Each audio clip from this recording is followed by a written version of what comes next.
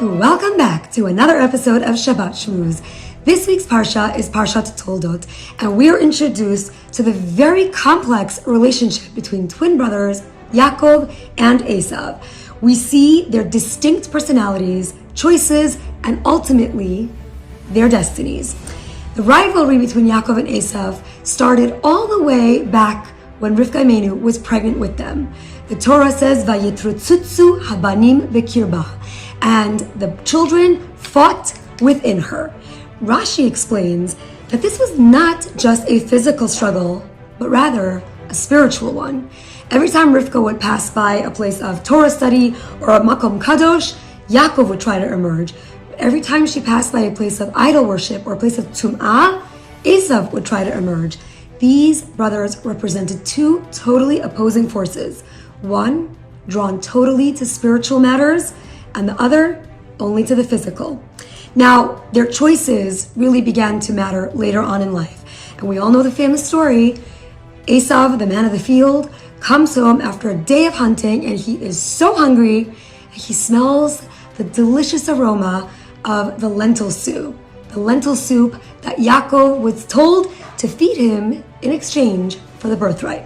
So let's put ourselves in the Parsha. Esav comes home from hunting, starving. He really only cares about instant gratification, here and now. I want food. I don't care what I have to do to get it. We know that Yitzchak had instructed Yaakov to make it for him and to get the birthright from him. When Yaakov prepares the lentil stew, Esav comes from the field and impulsively decides to sell his birthright.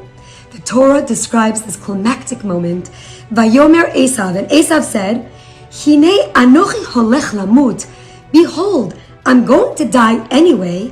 V'lama zeh li bechora. What do I care about this birthright? This piece of paper?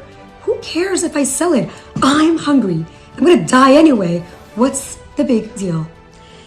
This moment defines everything for Klal Yisrael. At that very moment that Esav chose the physical, here and now, instant gratification, he relinquished all of eternity. And Yaakov, the wise one, understood that by buying that valuable birthright, he gained all of eternity.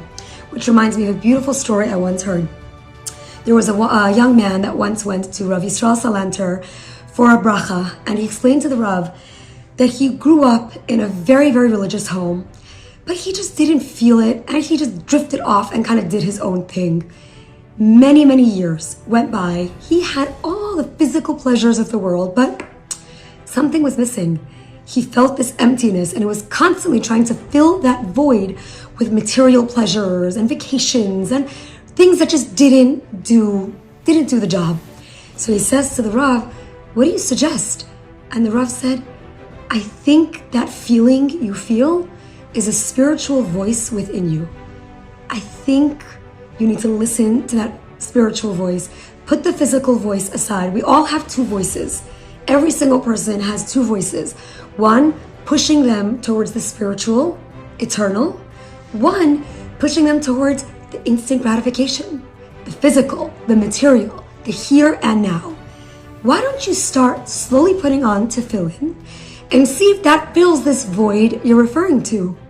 This man kind of liked what he heard because he really did feel like there's a voice within him. And so he began. Slowly but surely, he began putting on tefillin every day, which led to doing more mitzvot, which led to keeping more and becoming bigger and becoming better. And lo and behold, he experienced the true happiness of living with Hashem once again. But this time, he understood that the physical, the material, the instant gratification, that is surface happiness. That's not going to give you eternal joy and eternal happiness. This story parallels the choices of Yaakov and Esav. Yaakov consistently chose the quiet spiritual voice, while Esav consistently silenced the spiritual voice in favor of the fleeting pleasures of life. Yet the message remains the same. We all have that spiritual voice within us, and it's waiting for us to heed it. So, spiritual homework time. This week, let us reflect on those two voices inside us. the one that pulls us towards spiritual growth and the one that is drawn to material comforts.